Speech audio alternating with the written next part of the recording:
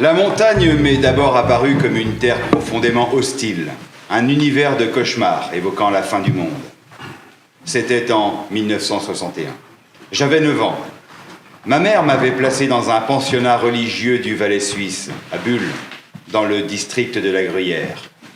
L'établissement était dirigé par des religieuses assez méchantes, qui organisaient parfois des excursions en montagne, l'été. Pendant l'une de ces sorties, nous avons dormi dans un chalet d'altitude, un bâtiment tout en bois, dans mon souvenir. Un violent orage a éclaté à la tombée du jour. Il faisait très sombre dehors, et, à intervalles réguliers, à travers les petites fenêtres du bâtiment, j'apercevais les éclairs illuminant à un instant l'intérieur. J'étais loin de mes parents, sans aucune famille, aucune connaissance autour de moi, et me sentais très vulnérable. Pas mal d'excentriques annonçaient la fin du monde à cette époque, et je me suis dit qu'elle était arrivée. Il n'y aurait pas de lendemain. Je me suis senti extrêmement triste, loin de mes parents, de ma mère. J'ai éprouvé une forme de désespoir, d'injustice terrible, mais aussi un sentiment d'absurdité, de frustration. À peine commencée, la vie allait s'achever. C'était comme si j'entrais dans un cinéma où la séance était en train de se terminer. J'avais raté quelque chose. La montagne donnait un caractère tragique à cet épisode, surtout dans l'imaginaire enfantin. Vécue en ville, une telle histoire n'aurait pas pris la même ampleur. L'apocalypse aurait été relégué au rang de charlatanerie. J'ai encore l'impression de voir la scène, toujours vivace dans mon esprit, si longtemps après. J'entends le grondement du tonnerre. J'ai devant les yeux le vieux couple qui tenait le chalet, notamment l'homme aux allures de patriarche qui nous préparait à cette idée de fin du monde, disant qu'il ne fallait pas trop s'inquiéter. Nous sommes allés nous coucher et, contre toute attente, le lendemain matin, le monde était encore là. Cette histoire peut paraître anecdotique, mais elle a structuré chez moi un rapport très particulier à la montagne. Rapport que je qualifierais d'exorcisme. Je me suis toujours approché de la montagne comme s'il s'agissait d'une bête à apprivoiser. Ce n'était pas un monde hédoniste, attirant, mais un décor qui me faisait peur et qu'il me fallait dominer. Ce sentiment a accompagné toutes mes expériences en altitude, qu'il s'agisse d'abord de la randonnée, puis ensuite de l'alpinisme. Les techniques que l'on m'enseignait me permettaient de maîtriser cette espèce de bête sauvage. Je ne suis pas plus terrorisé qu'un autre par la montagne, mais j'ai toujours cette idée, même par beau temps, lorsqu'il fait chaud et que je me trouve dans une course facile, de cette présence diffuse d'une fin du monde. Tout est lié à cette scène originelle, imbriquant montagne et apocalypse. Bonjour à toutes et à tous. En fait, Bertrand vient de vous lire un extrait donc, de Montagne humaine, qui est le dernier titre de la collection Versant intime que je dirige chez Artaud, dont je vais vous parler ce matin, donc de Ruffin. J'ai tenu un petit peu à ce que cette lecture qu'on commence par cette lecture, parce que donc la collection Versant intime propose des entretiens avec des personnalités qui parlent de leur passion pour la montagne. Et pour parler un petit peu des fondements de la collection, je voulais un petit peu parler surtout des débuts, parce que les débuts m'ont toujours intéressé dans la vie en général et en montagne en particulier. Et j'ai trouvé que ce qu'encore une fois Bertrand vient de vous lire et de très bien vous lire, et ce rapport parfois très enfantin que la montagne induit, et l'idée aussi souvent que la passion pour la montagne, que la connaissance de la montagne, quelle qu'elle soit, provient souvent de scènes enfantines, encore une fois comme celle qui vient d'être lue, qui est assez exemplaire. Alors, moi-même, je peux un petit peu vous raconter l'histoire de cette collection. Elle est née dans l'endroit peut-être le plus insolite et le plus éloigné de la montagne, c'est Monaco, puisque j'étais en fait à Monaco il y a une quinzaine d'années pour la promotion d'un de mes livres, puisque je suis par ailleurs romancier, et j'ai rencontré Philippe Claudel. Et franchement, on s'ennuyait pas mal, lui et moi, parce qu'on était dans un endroit, c'était un festival qui était lié à la littérature et au cinéma, qui était assez clinquant. On ne voyait pas trop ce qu'on avait à faire dans cet endroit. Et je discute avec Philippe, dont je savais qu'il était originaire de Lorraine, donc qui n'est pas du tout un pays montagneux. Et il m'explique qu'il avait voulu faire de la montagne depuis toujours, qu'il avait voulu devenir guide. Et donc j'ai proposé de faire son portrait pour le magazine du Club Alpin, qui s'appelle La Montagne Alpinisme. Et donc j'ai commencé une série de portraits. Voilà, c'est comme ça que ça a commencé. Des portraits qui paraissaient dans la presse d'écrivains, de scientifiques, de voyageurs, d'artistes passionnés par la montagne. Et l'idée qui a couru dans ces portraits, et qui est devenue cette collection aujourd'hui chez Artaud, qui a été créée en 2018, c'est d'aller chercher des gens qui sont connus pour une activité, mais dont la passion de la montagne est souvent méconnue, mais dont on se rend compte quand on discute avec eux que cette passion en fait est structurante, que la montagne n'est pas justement un hobby, c'est pas quelque chose, je sais pas, si vous êtes là ce matin, si toutes et tous aimez pratiquer, faire de la montagne à des degrés selon des modalités diverses, mais généralement les passionnés de montagne, c'est pas un hobby comme j'en sais rien, je vais pas dire, faire des puzzles ou c'est quelque chose d'assez fort, d'assez charnel, d'assez viscéral. Et donc voilà, on a décidé avec Valérie Dumège, la directrice d'Artaud en 2018, de prolonger ces portraits dans des livres d'entretien, assez brefs, où la personne explique, raconte sa passion pour la montagne. Et quand je dis raconter, c'est que, et c'est un petit peu la tonalité qu'on veut donner à cette rencontre ce matin, je ne suis pas du tout un homme de concept ou d'idées, je suis précisément quelqu'un qui aime les histoires, puisque je suis romancier. Je ne suis pas très très à l'aise dans le monde des idées et des concepts. Et donc, tous ces livres, à leur manière, tous ces entretiens, racontent une histoire. Simplement, ils la racontent, j'ai dit un petit peu par les chemins de traverse, à l'aune de cette passion pour la montagne, qui, on se rend compte, au fil des années, est vraiment quelque chose de déterminant pour les personnes avec lesquelles on discute. Et juste s'agissant de Ruffin, puisque c'est le premier auteur dont on parle, le livre s'intitule « Montagne humaine », parce que précisément, Jean-Christophe Ruffin est quelqu'un dans tous les secteurs de son existence qui place l'homme comme essentiel. On le connaît évidemment comme médecin humanitaire, mais en montagne, il a une très belle formule pour expliquer que entre les grimpeurs s'instaure ce qu'il appelle une intimité du vertical, et une amitié extrêmement puissante, extrêmement forte, que probablement on ne ressentirait pas ou avec une telle intensité quand on se trouve en plaine.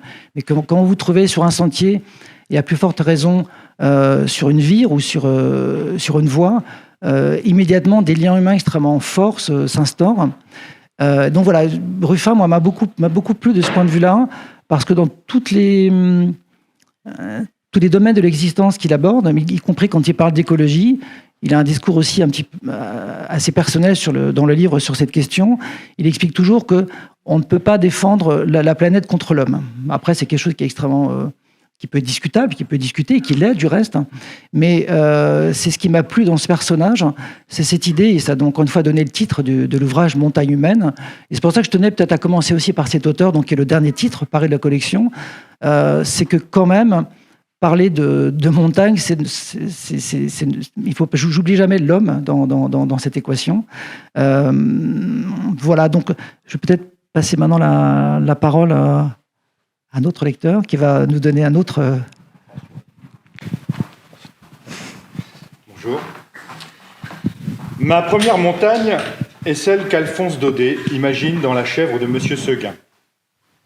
Je me souviens très bien du plaisir un peu inquiétant que j'avais à me faire lire cette histoire par ma mère, et puis plus tard à la lire moi-même. J'étais fasciné par la jeune chèvre, légère, hantée par le désir de l'ailleurs, du lointain, de ce qui la domine. Elle est heureuse dans la chèvrerie de Monsieur Seguin, un homme doux et gentil, qui la traite bien. Et pourtant, elle ressent l'appel de la montagne, qui est plutôt une haute colline d'ailleurs. Elle ne peut y résister. L'épisode le plus prenant pour moi, je le rêve peut-être au fond parce que je n'ai pas relu cette histoire depuis longtemps, était celui où elle se trouvait au sommet et regardait vers le bas. Mon édition était illustrée, et je me souviens des images de la chèvrerie, minuscules, vues depuis les hauteurs. L'illustrateur avait aussi réussi à rendre la puissance du vent qui balaye l'herbe, ce grand vent du plaisir, du ciel qu'on touche presque, de l'infini. Ce moment du conte exprime magnifiquement les sentiments de bonheur et de plénitude que l'on éprouve en parvenant au sommet. Lorsqu'on fait de la montagne cette fameuse contemplation monarchique du monde dont parle Gaston Bachelard dans La Terre et les rêveries de la volonté. En définitive, Alphonse Daudet dépeint à sa façon l'ivresse de l'altitude, voire de la haute altitude, expérience inconnue pour moi, que ressentent et dont témoignent certains himalayistes. Certains ne redescendent pas, ne reviennent plus dans le monde d'en bas, dans le monde des hommes. Grisés par le manque d'oxygène, leurs sens sont amoindris et tout à la fois exaltés, et cela affecte leur discernement. Ils décident de ne plus redescendre. Comme la petite chèvre qui souhaite rester là, combattre le loup en espérant peut-être le vaincre, même si, sans doute, elle sait qu'elle n'y parviendra pas. Le combat dure jusqu'à l'aube et puis elle meurt. Il y a quelque temps encore, je n'aurais pas forcément rattaché cette lecture à la montagne. Je me suis rendu compte de la dimension symbolique de ce conte quand j'ai essayé de revenir par la mémoire dans ma haute enfance, les premières images, les premiers mots, les premiers parfums. Le fait est qu'au moment où ma mère me lit la tragédie de Blanquette, je m'aperçois aussi que la terre peut ne pas être constamment plate, que parfois elle se bosselle, se courbe, s'élève, se creuse. On me présente physiquement la montagne. Je dois avoir 3 ans peut-être. Alors, ce qu'on vient de vous lire, c'est un extrait donc, du livre de Philippe Claudel, Le lieu essentiel. Je dois dire que quand Philippe m'a raconté cette histoire, j'étais assez frappé et touché, parce que moi-même, j'étais terrorisé, enfant, quand on me lisait le conte en question. Enfin, j'avais des images extrêmement terribles, j'en faisais des cauchemars de ce conte. Philippe Claudel est quelqu'un qui m'a permis de débuter la collection, encore une fois, comme je disais tout à l'heure, parce qu'elle a commencé en 2018. Et donc, c'est quelqu'un qui a été important dans ma vie montagnarde et ma vie tout court. Enfin, je lui dois beaucoup. Et j'aime beaucoup le titre qu'il a choisi pour notre ouvrage, Le lieu essentiel, parce que pour lui, la montagne, et c'est un petit peu quelque part ce qui court dans toute la collection, il explique que c'est un lieu dans lequel on se sent en adéquation avec soi-même. Et qu'en fait, on a tous, d'une certaine façon, un lieu essentiel. Bon, en l'occurrence, c'est la montagne, c'est mon sujet, mais je veux dire, on peut se sentir parfaitement bien dans la Beauce, dans un lieu précis en bord de mer. J'aime cette idée, et c'est un petit peu finalement ce qui a déterminé la collection. Vous savez, quand on écrit des livres, quand on publie, moi je ne suis pas du tout éditeur de métier, je suis plutôt auteur de pratique. On apprend au fur et à mesure et on découvre, au fur et à mesure parfois de l'écrit, au fur et à mesure où cette collection progresse, un petit peu ce qu'on veut faire et le sens qu'elle prend. Et en réalité, donc, quand on parle d'un lieu essentiel, je crois que c'est vraiment ce qui sous-tend cette collection et ce que j'aime faire dans les livres au fur et à mesure des entretiens que je mène, c'est découvrir quelque part comment la géographie, comment un territoire, un corps de pays forge les gens, forge aussi le corps de phrase, puisqu'il s'agit souvent d'écrivains. Et j'ai trouvé que ce lieu essentiel, cette formule de Philippe Claudel, est quelque chose que je trouve très belle à son propos, mais finalement qui peut définir, elle aura presque pu donner le titre de la collection, c'est le lieu essentiel, c'est un petit peu ce dont il s'agit. Et Philippe Claudel, donc, je pense que pas mal d'entre vous connaissent ses livres, peut-être son personnage, et donc c'est quelqu'un qui vient de Lorraine, de Dombasle, et son histoire avec la montagne est assez touchante, parce qu'en fait, depuis la Lorraine, il allait souvent dans les Vosges avec ses parents, et donc il a toujours, c'est encore une fois l'enfance, c'est ça qui me frappe une fois de plus, c'est ses souvenirs des trajets en voiture avec ses parents, d'abord dans les Vosges, qui sont assez proches, si j'ai bien compris, de la Lorraine, et puis plus tard, des trajets en voiture un petit peu à l'improviste dans le Tyrol autrichien. Et il a un petit peu ces souvenirs, on va dire, un peu fiévreux de l'enfant qui est derrière, sur le siège arrière de la voiture, qui voit un petit peu défiler comme ça des paysages de montagne, qui rêve sur ces montagnes. Et évidemment, cette rêverie, il a à cœur un jour ou l'autre de la concrétiser.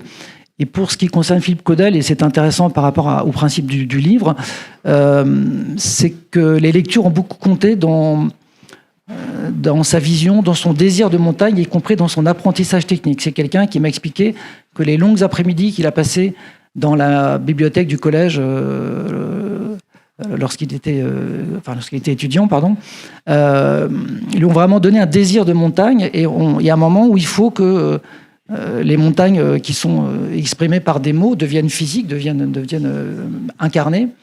Donc c'est quelqu'un qui a en commun avec, avec Jean-Christophe Ruffin d'être comme un passionné d'alpinisme. Je raconterai un petit peu tout à l'heure comment il y a un petit peu deux types de personnages en fait que j'interviewe. Et les alpinistes comme lui, comme Ruffin, comme Étienne Klein, sont des gens souvent qui sont passionnés par Chamonix. Je me suis rendu compte qu'il y a des territoires qui sont un peu des endroits mythiques de ce que les alpinistes rêvent, des auteurs qui les font rêver, et que les uns comme les autres, un jour ou l'autre, veulent se retrouver à Chamonix, quelque part, pour être dans quelque chose où ils associent la vallée aux grandes figures de l'alpinisme ou de l'écriture de montagne comme Frison Roche. Donc Philippe Claudel est vraiment un très très beau personnage. Et aussi, ce qui est intéressant chez lui, qui raconte très bien dans le livre, c'est comment s'engager sur une voie, s'engager sur un itinéraire, quelque chose qui est assez proche de s'engager dans un récit. Quelque part, il y a une lecture de la voie, il y a une manière de progresser de prise en prise sur une voie, comme on progresserait sur un récit, qui exprime assez bien, puisqu'encore une fois, tous les gens que j'interviewe sont des gens de plume, et à leur manière, toujours, le milieu dans lequel ils évoluent est assez similaire à la façon qu'ils ont d'évoluer dans leur propre art littéraire. Je vais faire une transition, parce que je crois qu'après, une autre intervention, avec quelqu'un qui me tient très à cœur et dont on va très prochainement lire un texte, c'est Marie-Hélène Lafont. Là, je vous ai parlé de la montagne comme une terre de pratique, mais ce qui est aussi intéressant, c'est que la montagne aussi est un espace de vie. C'est quelque chose qui me tient à cœur. J'ai l'impression que la littérature alpine, pendant très longtemps, dans les livres qu'on publie, qu'on a publiés, qu'on continue encore à publier, qu'on a souvent limité l'expérience de la montagne à l'expérience de l'alpinisme. Et Marie-Hélène Lafont, donc c'est un petit peu le contraire, l'antithèse. C'est quelqu'un qui vient de la moyenne montagne. Je sais pas, je suppose que certains d'entre vous ont lu ses romans. C'est quelqu'un donc qui vient du Cantal, Marie-Hélène Lafont. Et son histoire donc est tout à fait différente, puisqu'elle a grandi dans une ferme à 1000 mètres d'altitude. Une ferme, il faut imaginer un espace totalement isolé. Le premier voisine se situe à pas moins de 2-3 kilomètres. Et elle raconte ça dans beaucoup de ses romans. Et surtout, elle raconte cette idée que la géographie, je vous parlais tout à l'heure de corps de pays, forge vraiment les gens. Il y a quelque chose d'extrêmement puissant, il y a une empreinte. Elle parle d'un pli qui est pris et d'une façon qu'elle a de comprendre où elle se situe dans le monde et à quel monde elle appartient. Ce monde, c'est celui de l'agriculture de montagne. Un monde qui est en déclin. Elle explique dans un de ses romans qui s'appelle Les Derniers Indiens comment depuis gamine, depuis les années 60, elle a constamment entendu la litanie de sa maman qui disait on est les derniers Indiens, on va disparaître, l'agriculture de montagne va disparaître. Et elle me racontait justement que à force de ne pas finir, ça n'en finit pas de finir, que quelque part ça continue quand même, mais elle parle très très bien de cette idée d'être du corps du pays, du pli qui est pris. Pour autant, elle a quitté ce pays et elle explique que attachement et arrachement chez elle sont indissociables. Et j'aimerais peut-être qu'on nous lise maintenant un extrait. Vous allez voir dans cet extrait, j'en parlerai après. C'est un épisode qu'elle raconte de son enfance, qui explique très bien comment on prend conscience quelque part de qui on est, de où on vient, de où on se situe. Et juste avant que la lecture soit engagée, excusez-moi, je suis assez bavard. Je dois dire que parmi tous les auteurs que je publie et que j'espère continuer à publier, Marie-Hélène Lafont est quelqu'un d'assez singulier, parce que un livre d'entretien, c'est évidemment passer beaucoup de temps avec l'auteur. Ce sont des conversations qu'on prépare, qu'on mène, qu'on retranscrit, et après on essaie de donner forme à un livre qui a un petit peu un statut incertain. Je ne sais pas si vous êtes vous-même connaisseur ou lecteur de livres d'entretien. Le livre d'entretien a ceci de particulier qu'il mélange l'oral et l'écrit, et qu'on essaie de trouver, et c'est pas toujours facile avec l'auteur, une manière de faire que le lecteur assiste à une conversation, comme si il écoutait quelqu'un qui lui parle, une conversation qui s'engage.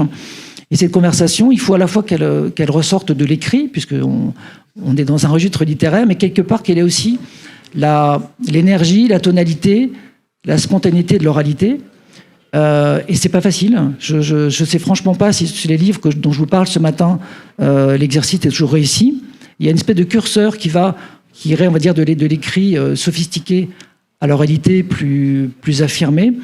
Et pour Marie-Hélène Lafont, dont vous allez entendre encore une fois un extrait que je trouve assez émouvant, j'avais l'impression que Marie-Hélène, quand je discutais avec elle et quand je retranscrivais ses propos, me sculptait un livre dans l'espace. C'est-à-dire qu'elle a une manière assez inouïe de parler comme un livre, d'écrire comme elle parle, et que quelque part, il y a des correspondances et qu'on puisse plus savoir où on est tellement le langage, le rythme des phrases qu'elle martèle est singulier, personnel, puissant. C'est d'ailleurs une lectrice remarquable. Et donc voilà, vous allez un petit peu entendre, même si ça n'a pas la force des romans qu'elle publie elle-même. Je ne prétends pas que le livre qu'on a fait, on n'est pas dans le registre de ses propres romans, mais pour autant, il y a l'énergie. Elle dit parfois qu'elle a un petit peu l'énergie tellurique des volcans du Massif central, mais on a l'impression de saisir un flux, un petit peu un moment comme ça, et de le capter et de le garder dans toute son énergie. Je vous laisse. Mon rapport au ski alpin est particulier car il est lié à une expérience enfantine désagréable. À l'école primaire, notre maître, M. Brunet, qui était skieur, voulait nous apprendre à skier. Il avait probablement dû dépenser beaucoup de temps et d'énergie pour trouver de l'argent afin de financer et organiser des sorties. Il nous emmenait pour la journée au plomb du Cantal, pour le ski de fond, et parfois au Lioran, afin de nous initier au ski alpin. Notre équipement laissait à désirer. C'était des pantalons fuseaux, des parkas approximatives, des bonnets tricotés à la main, des moufles sommaires, et il louait pour nous skis et chaussures. Les autres enfants qui évoluaient autour de nous venaient probablement de Murat ou d'Aurillac, disposaient du matériel dernier cri et nous regardaient comme des ploucs.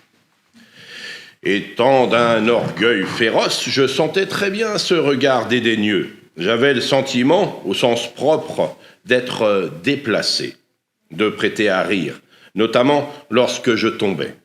J'ai gardé une photo de ces journées où j'apparais peu dégourdi physiquement. Je tombais beaucoup, j'étais gauche, pataude. L'épisode du Lioran sur ces pistes de ski marque une rupture pour la première fois. Je devais avoir 9 ou 10 ans. Je me suis senti exposé au regard des gens dont je ne savais pas forcément qu'ils n'appartenaient pas au même groupe social que moi, mais dont je voyais très bien qu'ils me regardaient de haut, voire se fichaient de moi. La violence de cette expérience a sans doute été atténuée, en partie gommée, par la protection, la bienveillance dont nous entourait le maître. C'était un homme extraordinaire, avec lequel je me sentais en sécurité. Je serais allé au bout du monde avec lui. Il a d'ailleurs organisé de nombreuses sorties avec tous les élèves de l'école, notamment au lac Pavin, dans le Puy-de-Dôme, ou au gouffre de Padirac et à Rocamadour.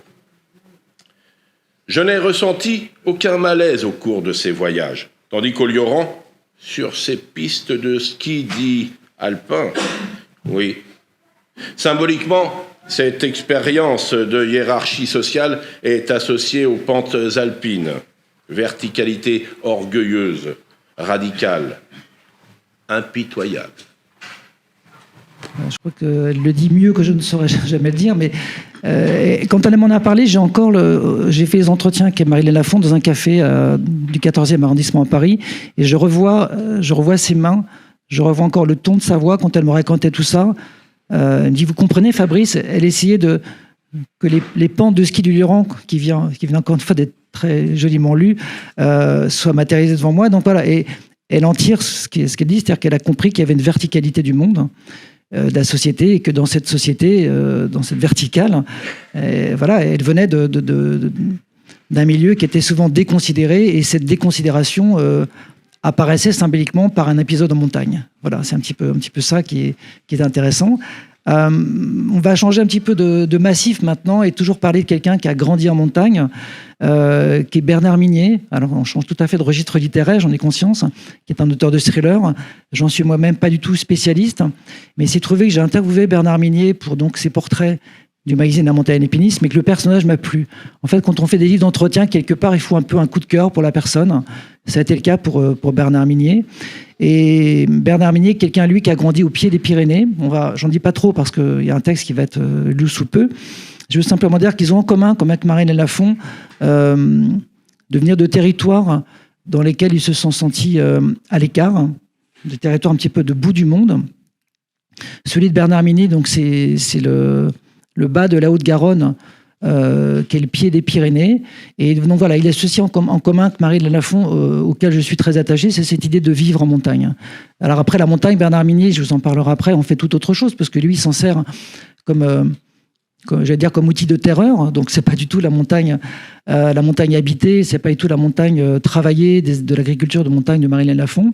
Mais voilà, c'est aussi cette manière de montrer la richesse de la montagne, tous les versants au sens propre et figuré qu'elle possède, et toutes les possibilités, notamment artistiques, qu'elle recèle. Donc si peut-être quelqu'un... J'ai grandi à Montrégeau, Haute-Garonne, 2863 habitants.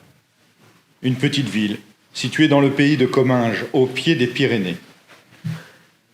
Et j'ai eu ces montagnes devant les yeux durant toute mon enfance. Montrégeau est ce qu'on appelle une bastide, c'est-à-dire une des 300 villes nouvelles construites dans le sud-ouest entre la croisade des Albigeois et la guerre de Cent Ans.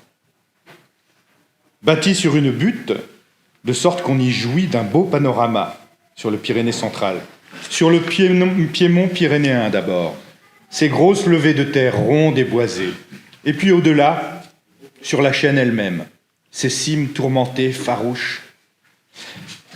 Cette vue vaste, pas ordinaire, vous confronte très tôt à votre finitude. La montagne était là avant vous, et sera là après. Elle pèse, en somme. Ce n'est pas rien. C'est quelque chose, cette vue jour après jour, quand elle vous accompagne pendant toute votre enfance. Elle vous devient, pour ainsi dire, si familière qu'elle finit par installer en vous une géographie mentale. Je veux dire par là que cette barrière définitive, ce Finistère de roches, s'imprime en vous, à la manière dont j'imagine l'océan s'impose aux natifs de l'île de Sein, même une fois qu'ils l'ont quitté. Contrairement aux Alpes, le piémont pyrénéen démarre brutalement. On évolue dans la plaine toulousaine, ou les collines du Gers, on va vers le sud et tout à coup, bam, ils sont là, les premiers contreforts. Ils jaillissent devant vous, alignés comme un régiment à la parade. Une barrière qui vous invite presque à rebrousser chemin. J'ai pris très tôt conscience de cette limite, notamment lors de mes escapades à vélo avec mes copains. Nous nous élancions souvent à bicyclette dans les collines qui s'étendent au nord de Montrégeau, mais aussi vers l'ouest, en direction théorique du Pays Basque, ou encore vers l'est et les Pyrénées-Orientales. Nous avions vaguement le sentiment, fantaisiste sans doute à cet âge, qu'en pédalant sans nous arrêter, nous aurions fini par atteindre l'océan Atlantique ou bien la Méditerranée. Or, ce n'était pas du tout le cas en direction du sud. Les Pyrénées étaient là, qui nous stoppaient très vite, nous barraient la route, nous interdisaient d'aller plus loin. À vélo, entre France et Espagne, il était rigoureusement impossible de les franchir. Ça vous apprend l'humilité et le renoncement. Ma première image mentale de la montagne est donc celle d'un mur, d'un obstacle infranchissable, et aussi d'un inconnu, celui qui commençait de l'autre côté. Peut-être de là mon goût pour le mystère et aussi pour les géographies littéraires. Voilà, ce qui m'a intéressé donc dans l'extrait qui vient d'être lu, au-delà de ça, chez Bernard Minier, c'est encore une fois l'idée comment l'environnement dans lequel on grandit forge votre imaginaire, et comment cet imaginaire, le concernant, le pousse à devenir écrivain. Et il raconte très très bien, dans les livres, il développe cette idée que moi j'ai eu l'image, par ma propre expérience de la montagne, de quelque chose de beaucoup plus solaire, de beaucoup plus harmonieux. Et quand vous rentrez dans un livre de Bernard Minier ou quand vous discutez avec lui, vous vous rendez compte qu'on parle de Lubac et Ladrey, et que voilà, il y a aussi ce versant beaucoup plus sombre de la montagne. Et il utilise très bien dans ses livres, et il parle très bien de citer aussi que la montagne provoque un dérèglement des sens, quasiment un ensauvagement des personnages, et que ça peut les amener à commettre des crimes.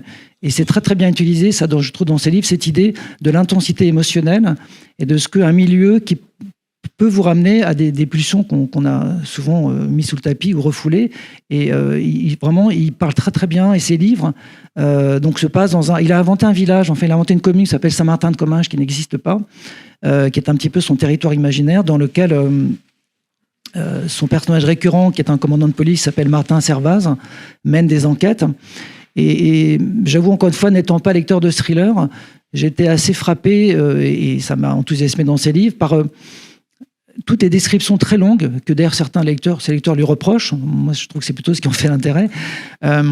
Il arrive très très bien, par la connaissance intime qu'il a des Pyrénées, à emmener son lecteur vous savez, dans ces petites vallées reculées où le soleil, notamment en hiver, ne perd sa peine, et où évidemment il y a une ambiance extrêmement anxiogène, inquiétante qui s'installe. Toutes ces petites vallées reculées, encore une fois, notamment en hiver. Et voilà, il y a quelque chose d'extrêmement réussi dans cette façon qu'il a d'utiliser la montagne et d'expliquer surtout comment la montagne, chez lui, est une espèce de conte. C'est aussi ça qui est intéressant, qui moi m'a touché certainement, qui touche mon côté certainement encore enfantin, c'est que effectivement, souvent dans les contes qu'on nous lit depuis l'enfance, il y a souvent la présence de la montagne, de la forêt. C'est des éléments vraiment récurrents. Et il utilise très très bien, il explique que ces romans sont des contes de fées pour adultes. Et je trouvais que c'était une bonne formule, parce qu'effectivement, tous les éléments du conte sont là, mais ce sont des contes horrifiques et des contes qui sont comme associés à un massif que personnellement je connais très mal, qui est celui des Pyrénées, qui semble, si j'ai bien compris, être un massif extrêmement plus sauvage de caractère que les Alpes, que je connais un peu mieux, avec des vallées souvent qui sont en fait, si j'ai bien compris, parallèles, qui ne communiquent pas entre elles, donc qui ont un caractère extrêmement fort et qui ont une philosophie de la montagne que j'ai découverte par certains interviews, qui est le pyrénéisme, qui est quelque chose d'assez intéressant, parce que ce pyrénéisme, que je n'oppose pas à l'alpinisme, mais c'est comme cette idée qu'on ne peut pas grimper sans ressentir, sans observer, et même sans écrire ou sans décrire, et que c'est une notion à laquelle il est très attaché. Et finalement, c'est pas étonnant qu'il soit écrivain sur les Pyrénées, puisqu'il il imbrique constamment l'idée d'évoluer en montagne et d'analyser ses sensations et d'essayer, et je trouve qu'il le fait très bien, de les transcrire par des mots. Donc voilà, ça c'est encore une autre facette, c'est la facette du thriller. Maintenant, on va passer à un tout autre univers. Je vais rapidement le présenter avant qu'on en lise un extrait. C'est le physicien Étienne Klein. Donc là, on change complètement de registre, à la fois intellectuel et montagnard. Je dois dire que je ne suis pas du tout scientifique de formation, et que quelque part, produire un livre d'entretien avec un physicien est un petit peu ironique de ma part, parce que mes connaissances et mon niveau en matière scientifique est quasi nul, mais que j'ai énormément appris. Étienne Klein est quelqu'un d'extrêmement stimulant, il suffit de discuter 5 minutes avec lui pour qu'on ait appris des choses et qu'on se sente soi-même plus intelligent. C'est quelqu'un qui vous élève, puisqu'on parle de montagne au sens propre et figuré. Et j'aimerais, comme c'est prévu, qu'on nous lise un extrait du livre. C'était en 1978. J'avais tout juste 20 ans.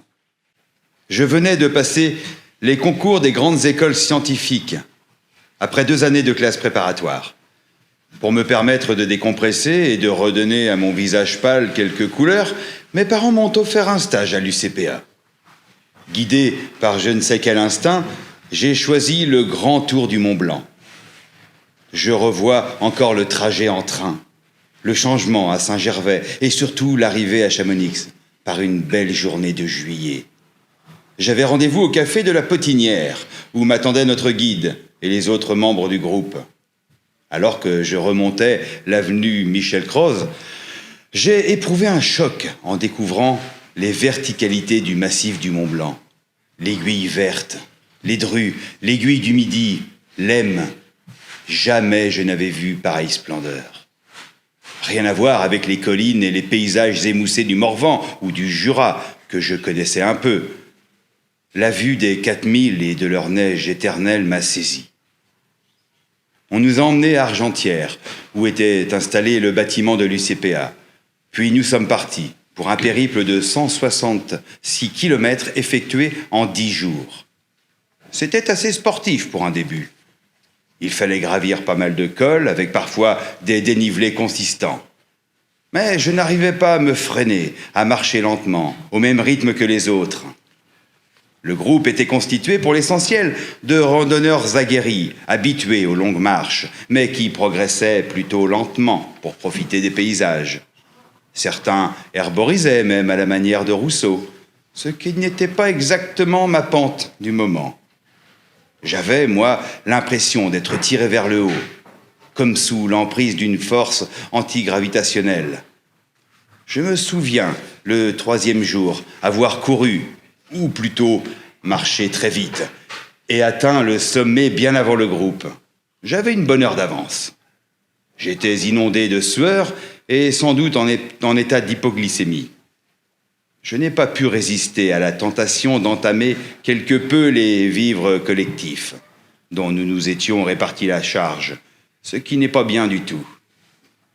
Mais j'ai découvert ce jour-là que j'étais doté d'une assez bonne résistance et que mon être entier ressentait l'aspiration par le mouvement vertical des cimes dont parle Gaston Bachelard dans L'air et les songes. Devant un col ou un sommet, certaines personnes se sentent oppressées par la densité de l'immense matière située au-dessus d'elles. D'autres sont littéralement aspirées. J'appartiens clairement à la seconde catégorie. Je me sentais emporté par toute cette puissance minérale, comme si une voix intérieure me soufflait d'une façon impérieuse. « Vas-y, mon petit gars, c'est là-haut que ça se passe. » Je n'avais alors aucun sens du rythme. J'ignorais comment bien gérer mes efforts, mais j'ai senti que ce milieu était très exactement fait pour moi. J'avais découvert non pas mon sport, mais ce dans quoi je m'engagerais physiquement. Et même corps et âme, si j'ose dire. Une révélation pure, un vrai coup de foudre, sans orage annonciateur.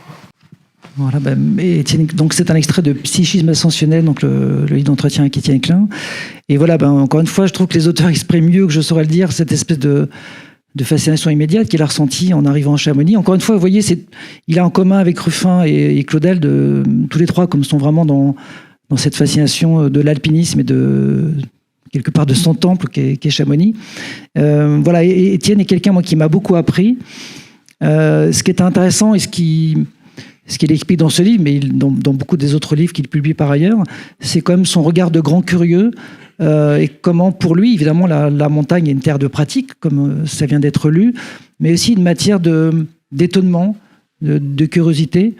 J'ai appris beaucoup dans la discussion, dans ce sens où il n'oublie jamais son regard de scientifique quand il est en montagne, c'est-à-dire qu'il analyse ou il essaie de comprendre les phénomènes qui sont sous ses yeux en montagne, par exemple celui du vide, auquel il a consacré un livre par ailleurs. Il m'a aussi expliqué que c'était en montagne. Alors on le raconte dans le livre et très franchement, je serais incapable de vous refaire la démonstration, mais la démonstration physique assez maintenant implacable de pourquoi la nuit est noire. Et donc c'est en fait en montagne, à partir d'une certaine altitude, que lui-même l'a mieux compris. C'est quelque chose qui a été qu'il a fallu, si j'ai bien compris, plusieurs siècles pour établir scientifiquement. Donc voilà, donc Étienne Klein, donc, est un alpiniste, comme je le disais. C'est aussi quelqu'un qui court beaucoup en montagne, qui est un grand pratiquant de trail. Il fait souvent l'Ultra Trail du Mont Blanc tous les ans. Et il a établi un petit peu des catégories qui finalement peuvent moi me servir et peut-être permettre de mieux cerner tous les auteurs dont on vous parle ce matin. C'est qu'il a un petit peu établi une typologie des pratiquants de montagne fonction du type de paysage qu'ils aiment. Et il met d'un côté ce qu'il appelle les kantiens, c'est-à-dire les gens comme lui, du reste, qui aiment plutôt les milieux assez minéraux, les arêtes très effilées, qui ont finalement plutôt un profil de scientifique. Ce sont des gens qui aiment bien les choses assez rigoureuses, les choses assez absolues. Et puis de l'autre, moi j'avoue clairement appartenir à cette catégorie, vous avez les Nietzschéens, qui sont plutôt des amateurs de formes plus rondes, de moyenne montagne, de paysages davantage verts et donc de randonnée. Et donc voilà. Et je trouvais que c'était assez intéressant parce que je vous ai finalement ce matin, on va juste terminer avec deux autres auteurs, parler de certains qui sont clairement des des Kantiens, c'est aussi le cas de Ruffin, et puis d'autres comme lui, qui ont cette espèce d'absolu de l'alpinisme. Et moi, j'avoue, pas forcément très à l'aise dans les milieux trop anguleux, dans les milieux un petit peu qui expriment parfois une forme d'hostilité, enfin dans leur minéralité, dans leur côté isolé. Et puis aussi, ce qui est intéressant chez Étienne, c'est que donc dans sa pratique du trail, et ça revient un petit peu à son côté scientifique, il parle très très bien. Alors je ne sais pas si certains d'entre vous font du trail. Moi, j'avoue que ça m'est totalement étranger. L'idée de courir en montagne n'est pas du tout mon truc. Lui, il le fait tous les ans. Et il s'entraîne quasiment tous les matins en allant courir pour ça à Paris. Enfin, c'est une astreinte, une ascèse qui m'est complètement étrangère. Et il parle très très bien de ce qu'il ressent des rapports entre le corps et l'esprit. C'est-à-dire de la relation quasiment dialogique, du dialogue qui s'instaure au bout d'un moment lorsqu'on court des heures et des heures en montagne entre le corps et l'esprit. Et de cette idée qu'on ne sait plus au bout d'un moment...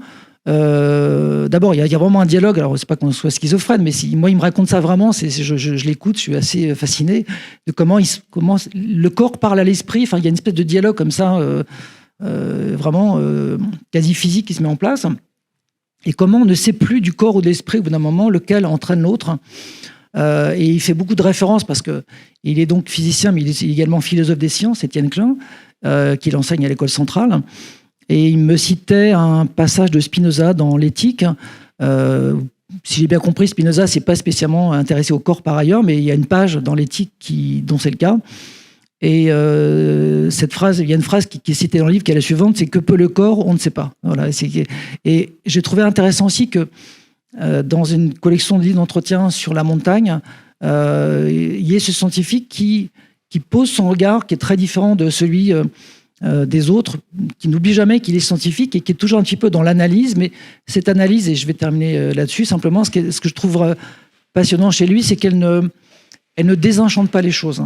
C'est-à-dire que parfois, l'analyse scientifique peut un peu épuiser un sujet, un petit peu voilà, on est arrivé au bout du sujet dans une forme de froideur, et Étienne Klein, lui, il rajoute de la poésie. C'est ça que je trouvais extrêmement... plaisant dans les discussions que j'ai avec lui, j'espère réussir dans le livre qu'on a fait, et de manière plus générale, qui est séduisant dans ses interventions, c'est qu'il a une manière de rajouter de la poésie par la science, et non pas de figer le monde dans une rationalité parfois un peu froide et un peu désespérante. Donc voilà, ça c'était Étienne Klein. On va après passer à une toute autre forme de personnage. Là, on va aborder quelqu'un qui est précisément une Nietzschéenne, qui est Belinda Cannon, dont un extrait va être lu. Je veux simplement dire sur Belinda, qui est devenue aussi une amie par ailleurs, que dans la collection, elle est un petit peu à part parce que on a bien eu des entretiens, mais on n'a pas produit un livre d'entretien, elle a écrit un essai. Donc c'est un essai de Belinda Cannon, qui est par ailleurs, je ne sais pas si certains d'entre vous l'ont lu, une très très bonne essayiste, qui a fait des très beaux livres, notamment un qui est magnifique, qui s'appelle Le sentiment d'imposture, qui analyse cette idée, moi qui me parle en tout cas, et peut-être... de vous parler aujourd'hui comme éditeur, je le ressens en ce moment, de ce sentiment d'imposture, de ne pas être à sa place, d'être un petit peu par défaut, et que quelqu'un va vous démasquer au dernier moment pour vous dire que vous n'êtes pas à la place où vous devriez être. Donc voilà, on va vous lire un extrait donc, de la forme du monde, qui est, entre guillemets, le seul essai de la collection Versant intime.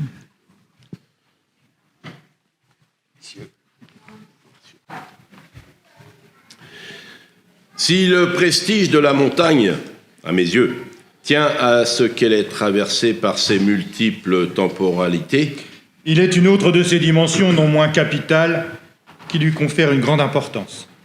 Je l'ai comprise en cherchant à me rendre raison de mon émotion, tandis que j'allais d'Arola vers le pas de chèvre dans le Valais. Au fil de l'ascension, une belle montagne, sur l'autre versant de la vallée, se révéla progressivement dans toute sa masse et m'apparut comme un cône gigantesque. Je puis dire qu'elle prit forme, tandis que je m'élevais. Son dessin d'ensemble ne me devenant perceptible que quand j'eus atteint une certaine altitude. Ce n'est pas qu'elle était si belle, d'ailleurs. Mais voici l'intérêt de prendre de la hauteur. La forme du monde, cachée pour le passant des fonds de vallée, nous apparaît miraculeusement à mesure que nous montons. À la réflexion, elle devait être assez somptueuse, cette montagne, car je me rappelle m'être ému d'un petit banc vraiment tout seul sur un épaulement, posé devant la majesté de la chaîne. Comme au bord de l'infini. Bien sûr, il n'y a pas une forme, mais des formes diverses qui, ailleurs qu'en montagne, sont presque toujours invisibles, souterraines. Mais voici ce que j'essaie d'exprimer par ces mots de forme du monde. Habituellement, nous marchons sur le monde, et qu'il soit plat ou vallonné, nous le percevons comme une surface amorphe qui soutient nos pieds. Tandis qu'au cours de l'ascension, ces figures se révèlent extraordinairement variées. Nous prenons conscience que le monde a une forme. Il est du reste très difficile de décrire ces multiples figures. Immenses formes coniques, Arcs de sommet formant de vastes cuvettes ou vasques. Pointe, dents carrées ou en crochet, Plissements. éboulis de pierre, Épaulements. combe, Petits plateaux. glaciers cascadants ou retenus par des sommets plats, alpages en délicat vallonnement, Escarpements. boursouflures, nappes, Fastueuse variété qu'offre la montagne et que je ne peux d'ailleurs mémoriser, même quand je suis devant le tableau. que je ferme les yeux une seconde et le spectacle m'étonne à nouveau.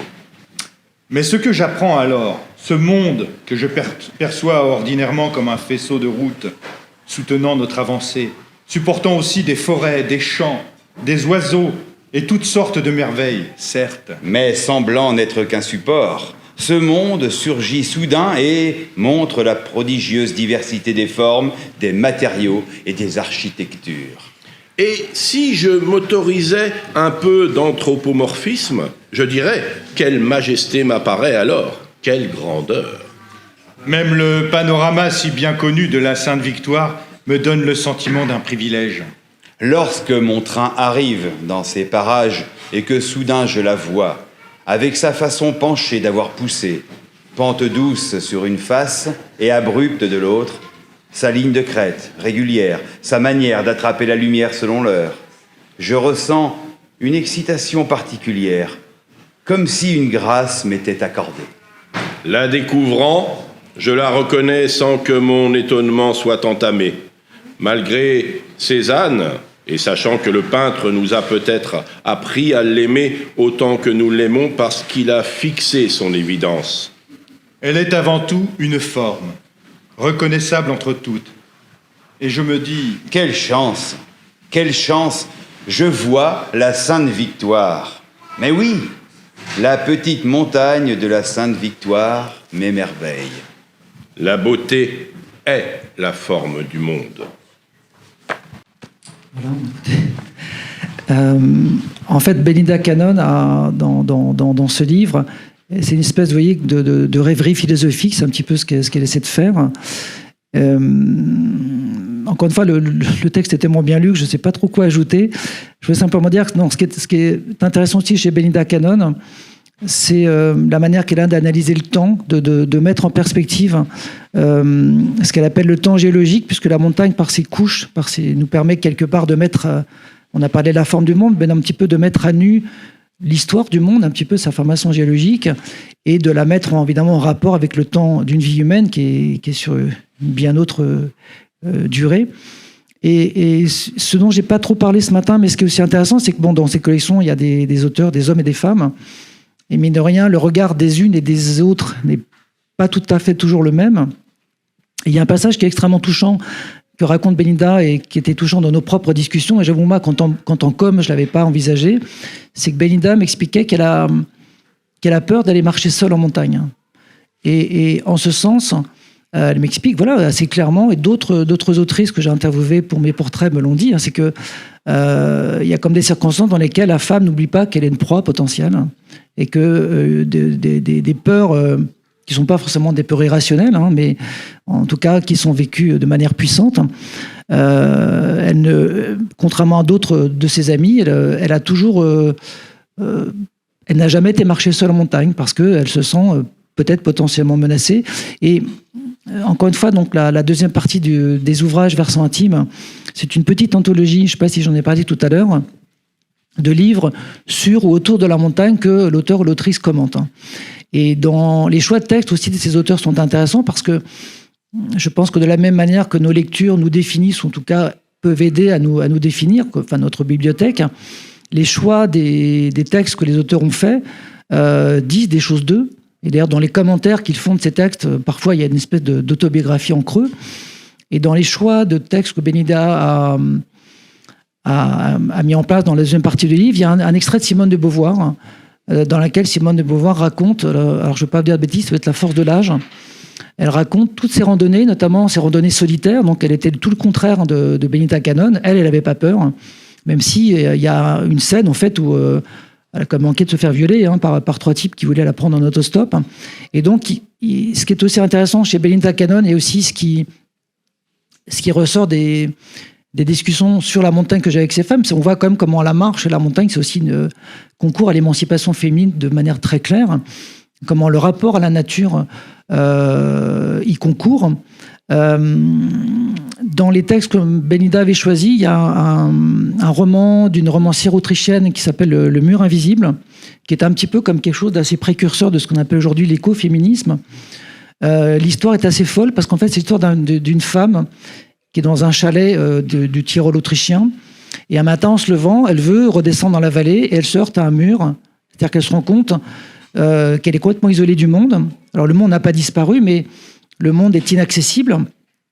Et le roman, une espèce de variation sur Robinson, c'est-à-dire qu'en fait c'est la dernière femme sur Terre. Et donc voilà, donc Benida aussi a cette sensibilité-là. C'est ça un petit peu, si je dois dire une chose sur ce qu'elle écrit, et encore une fois, l'extrait était tellement bien lu que je ne vois pas trop quoi rajouter. Mais je pense que cette sensibilité féminine, cette manière de voir le monde, cette manière d'arpenter le monde, n'est pas anodine, et qu'en ce sens, vous voyez, avant de discuter avec Benida, très franchement, moi j'ai découvert la montagne vers l'âge de 10 ans avec mon père. En tant qu'homme, je ne me suis jamais posé la question de ce que je pouvais risquer à être seul en montagne. Alors après, j'ai intégré d'autres risques, comme celui de l'orage, auquel mon père m'a sensibilisé, mais cette idée que, étant une femme en montagne, était différente, je ne l'avais franchement pas envisagé avant que Benida Cannon m'en parle dans nos entretiens et qu'on le retranscrive dans le livre qu'on a fait ensemble. Voilà. Juste pour terminer, maintenant, je vais juste vous parler de quelqu'un moi, qui me tient beaucoup à cœur, avec lequel vraiment la collection a commencé, c'est Michel Butor. J'ai vraiment une affection parce que c'est quelqu'un qui était plus âgé que mes propres parents. Comment dire ? Mon histoire avec Butor est assez belle parce que c'est quelqu'un que j'avais interviewé il y a très très longtemps. Michel Butor, en fait, a vécu la dernière partie de sa vie à Lucinge, qui est un petit village au-dessus d'Annemasse. Et j'avais d'abord été interviewé il y a très très longtemps pour un magazine littéraire. Et il s'est trouvé que j'avais compris que vivant en montagne, il devait avoir des affinités avec ce milieu. Donc je lui ai proposé le livre. Et Michel Butor est quelqu'un qui a une histoire un petit peu assez longue sur la montagne, puisqu'en fait il a d'abord découvert en habitant en Nice, avec ce qu'il y a au-dessus de la ville. Et surtout, il a fréquenté les montagnes en vivant, en travaillant, en enseignant aux États-Unis. Et notamment, il était à Albuquerque. Albuquerque est une ville, si j'ai bien compris, qui est à peu près à 1500 mètres d'altitude et qui est surplombée par le mont Sandia. Alors, je ne le connaissais pas avant que Michel Butor m'en parle. Et le mont Sandia l'a fasciné parce que son bureau, en fait, donnait sur cette montagne à laquelle on ne peut pas échapper quand on habite à Albuquerque. Et de la même manière que tout à l'heure, dans l'extrait qui était lu, on parlait de Cézanne et de la Sainte-Victoire. Il a quelque part trouvé sa montagne et il m'expliquait que chacun devait trouver la sienne parce que le mont Sandia, qui, si j'ai bien compris, est un terme qui vient de pastèque en espagnol, il observait tous les jours, toute la journée, la constante recomposition de cette montagne qui, évidemment, évoluait d'un moment de la journée à l'autre, d'une saison à l'autre. Et évidemment, en ce sens, il avait trouvé sa montagne comme Cézanne avait trouvé la Sainte-Victoire, ou Hokusai traitait le Fuji. Et Michel Butor, donc, était quelqu'un qui était enseignant. Moi, j'avoue que c'est pareil, je parlais de Marie-Hélène Lafont tout à l'heure. Écoutez Michel Butor, je pense qu'on peut trouver pas mal de ses interviews en ligne, notamment France Culture ou autre. C'était quelqu'un c'était la bienveillance incarnée. C'est quelqu'un c'est pareil, qui vous élevait. C'était vraiment quelqu'un, quand il vous parlait littérature, qui avait une intelligence sensible et qui était capable de de vous faire entrer dans n'importe quel sujet, enfin en l'occurrence des sujets littéraires, mais vraiment qui était le professeur dont on peut rêver. Et c'est précisément en tant que professeur, quand il a été muté à l'Université de Genève, donc il est venu s'installer à Lucinge, où moi-même je lui ai rendu visite. Et la montagne, en fait, est devenue extrêmement importante dans sa vie parce que ses journées étaient structurées de la façon suivante. Il allait se promener le matin au-dessus de son chalet avec son chien et il m'expliquait comment, quand il avait un texte à écrire, il a beaucoup écrit avec des peintres, Michel Butor, ou simplement un texte en cours, comment les idées qui étaient assez embrouillées dans sa tête le matin, comment des choses, des éléments de récit qu'il ne parvenait pas à mettre en place, il allait se promener, il me disait, voyez Fabrice, quand je vais me promener, les choses se structurent dans ma tête et je reviens, quelque part, je peux mettre en mots la rêverie qui s'est structurée pendant ma promenade. Il y avait vraiment quelque chose comme ça qui était extrêmement, impressionnant chez lui, qui était non pas ritualisé, mais comme si un miracle se reproduisait tous les jours. Tous les jours, vous avez ce sentiment d'être perdu, ce sentiment de commencer quelque chose, d'être au seuil de quelque chose et que ce quelque chose ne se met pas en place. Et puis vous allez vous promener, vous marchez pendant 1 heure, 2 heures, 3 heures, et vous revenez, vous vous asseyez à votre bureau. Depuis son bureau, moi j'ai été chez lui plusieurs fois, il y avait une vue comme ça sur une chaîne montagneuse, et c'était comme si les montagnes qu'il avait arpentées étaient sur la table de son bureau, qu'il parvenait à les mettre en mots. C'était vraiment quelqu'un, Butor, je ne sais pas si vous avez lu, je pense son texte le plus connu, la modification, mais d'ailleurs la modification est intéressante parce que la modification, c'est le trajet en train donc d'un personnage, et on suit au cours de l'histoire ce qu'il vit au présent, ce dont il se souvient et ce qu'il projette dans l'avenir. Et chacune des randonnées de Michel Butor procède un petit peu de la même manière. Il m'expliquait que quand on marche, que quand lui en tout cas marchait, il y avait une espèce de va-et-vient constant entre la recomposition du paysage. Vous savez, quand vous marchez assez lentement, le paysage évolue comme ça autour de vous. Et il expliquait très bien comment la recomposition permanente du paysage extérieur du promeneur induisait une recomposition intérieure de la psyché du marcheur. Et donc, on va justement maintenant, pour terminer, parce qu'il faut que je laisse la place à ceux qui nous succèdent, lire un petit extrait du livre « La mémoire des sentiers » de Michel Butor. La marche en montagne abolit la frontière entre randonnée imaginaire et randonnée réelle. On se promène entre les 3 dimensions du temps, passé, présent et futur, dans lesquelles surgit parfois une peinture. Je reconnais soudain un Bruegel, un Konrad Witz, un Gaspard Wolf, un Ferdinand Hodler. Ces passerelles entre les couches du temps, leur délicate coexistence, m'ont toujours passionné. J'ai exploré, ou plutôt expérimenté cette idée dans le roman La Modification, où le personnage est installé dans ces 3 dimensions du temps, ce dont il se souvient, ce qu'il vit, ce qu'il rêve et anticipe. Nous nous promenons perpétuellement le long du temps, qui n'est pas quelque chose d'aussi linéaire que nous pourrions ou voudrions le croire. Il y a bien sûr un mouvement général irréversible, allant dans une direction précise, mais doté de perpétuelles vibrations. Chaque moment est complexe, au sens mathématique de nombres complexes. Il est traversé d'échos, d'harmoniques, et parmi les activités humaines, parmi tous les registres possibles de paysages, la marche en montagne est la plus propice pour générer ces harmoniques. C'était donc un extrait de La mémoire des sentiers de Michel Butor. On va peut-être arrêter là, je crois, parce que... Merci à vous. Merci beaucoup de votre attention. Belle journée, merci.